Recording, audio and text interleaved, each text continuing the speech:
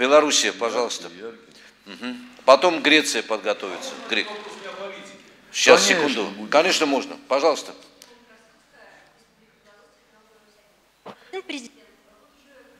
Месяца Армения живет по новым правилам евразийской интеграции.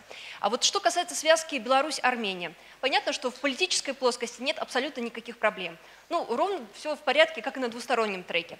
Но, тем не менее, вот особенно в последние годы, словно товарооборот замер вот на одной и той же отметке – 40 миллионов долларов. В рамках той же евразийской интеграции, на ваш взгляд, какие шаги вперед нужно делать, какие перспективные ниши сотрудничества для того, чтобы эту цифру сдвинуть с мертвой точки? Спасибо.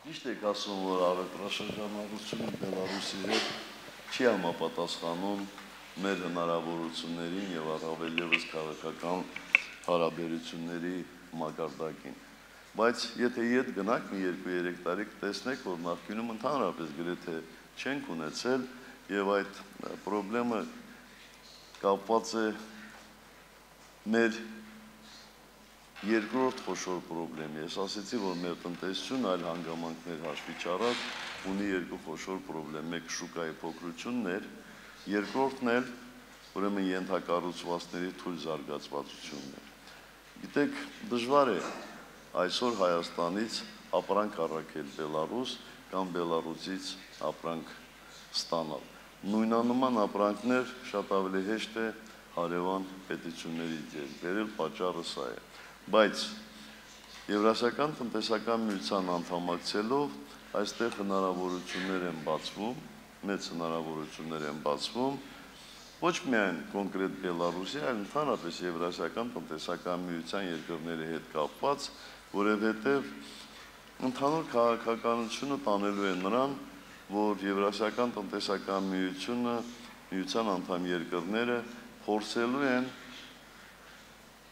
ներմուծման փոխարինիչներ գտնել եւ այս պարագայում իհարկե այստեղ նոր հնարավորություններ են բացվում։ Այստեղ խնդիրը կայանում է նրանում, կարող ենք արդյոք մենք ինքներս կամ Եվրասիական տնտեսական միության մի քանի երկիր այնպիսի ջանքեր գործադրել, որ համարժեք փոխարինիչներ գտնենք, այլ ոչ թե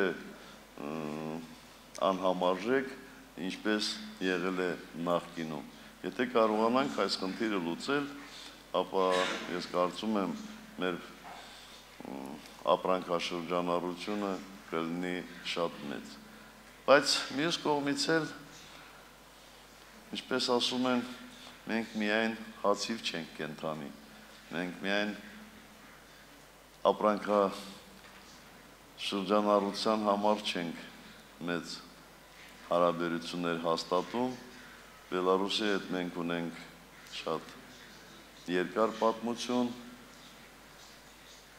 15,000 հայ է զոհվել երկրորդ համաշխարհային պատերազմի ժամանակ Բելարուսը պաշտպանելիս կամ ազատագրելիս եւ մեզ համար դա շատ մի նվիրական երկիր է, կարևոր երկիր է գոնե այդ առումով։